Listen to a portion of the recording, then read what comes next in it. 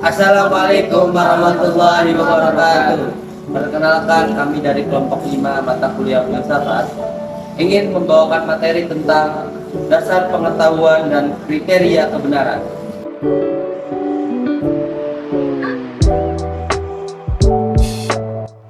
Untuk pembahasan yang pertama ialah pengetahuan.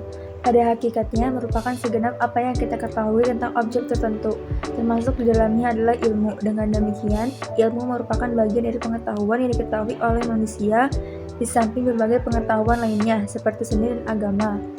Tahapan pengetahuan yang pertama yaitu penalaran, merupakan suatu proses berpikir dalam menarik sesuatu kesimpulan yang berupa pengetahuan. Logika merupakan pertimbangan akal pikiran supaya berpikir secara lurus, tepat, dan sistematika yang kemudian dinyatakan lewat bahasa lisan atau tulisan. Secara luas dapat dikatakan bahwa logika adalah cabang filsafat yang membicarakan prinsip-prinsip dan norma-norma penyimpulan yang sah. Yang terakhir adalah sumber pengetahuan, merupakan kegiatan akal yang mengolah hasil tangkapan yang tidak jelas yang timbul dari indera kita, ingatan, atau angan-angan kita. Kriteria kebenaran. Kebenaran dalam filsafat dibahas dalam bidang epistemologi.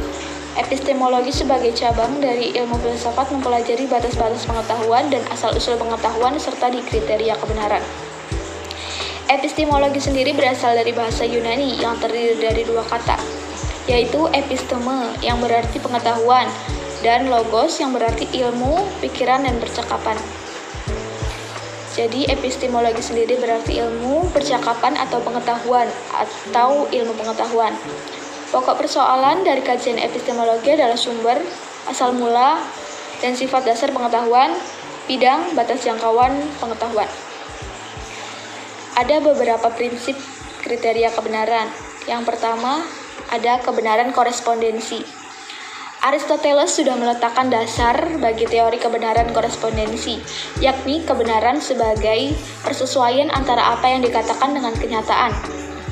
Pernyataan dianggap benar kalau apa yang dinyatakan di dalamnya berhubungan atau punya keterkaitan dengan kenyataan yang diungkapkan dalam pernyataan itu. Yang kedua adalah kebenaran koherensi.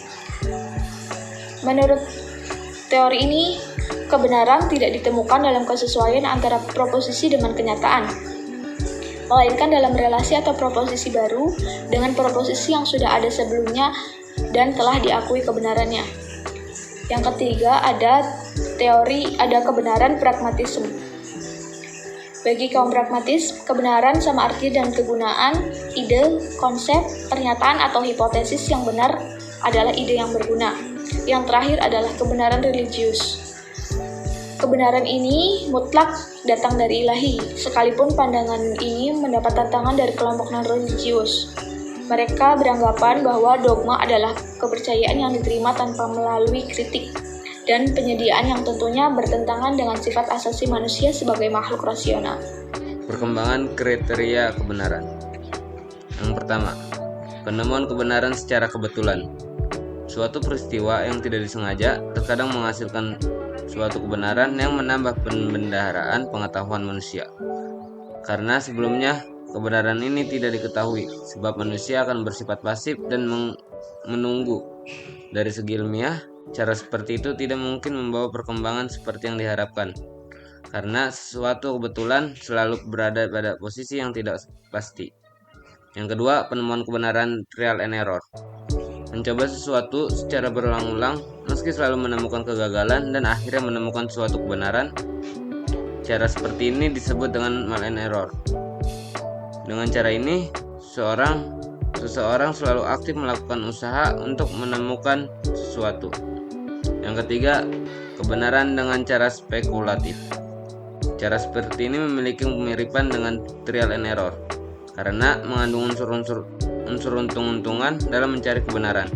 Dalam prakteknya, seorang telah memulai dengan menyadari masalah yang dihadapinya, kemudian meramalkan berbagai kemungkinan dan alternatif pemecahannya. Yang keempat, kebenaran dengan cara penelitian ilmiah. Penemuan kebenaran yang paling mungkin memberikan pengetahuan yang objektif, dilakukan melalui kegiatan penyelidikan atau penelitian. Dan yang terakhir, kebenaran dengan cara berpikir kritis dan mendalam. Kemampuan berpikir yang dimiliki manusia ternyata telah banyak menghasilkan kebenaran, baik yang bertolak dari pengalaman maupun yang melampaui pengalaman. Kebenaran itu diungkapkan melalui proses berpikir rasional, kritis, dan logis. Dalam proses berpikir itu, seorang menghadapi masalah berusaha menganalisisnya dengan menggunakan pengalaman dan pengetahuan yang dimilikinya untuk sampai pada pemecahan masalah yang tepat. Saya di sini akan membacakan kesimpulan dari materi yang telah disampaikan oleh teman-teman. Pengetahuan pada hakikatnya merupakan segenap apa yang kita ketahui tentang objek tertentu, termasuk di dalamnya adalah ilmu. Dengan demikian, ilmu merupakan bagian dari pengetahuan yang diketahui oleh manusia. Di samping berbagai pengetahuan lainnya, seperti seni dan agama, secara prinsip dasar pengetahuan dapat dibedakan menjadi beberapa tahapan. Klasifikasi dasar pengetahuan yang menjadi landasan saat ini seperti berikut. Yang pertama, penalaran. Yang kedua, logika.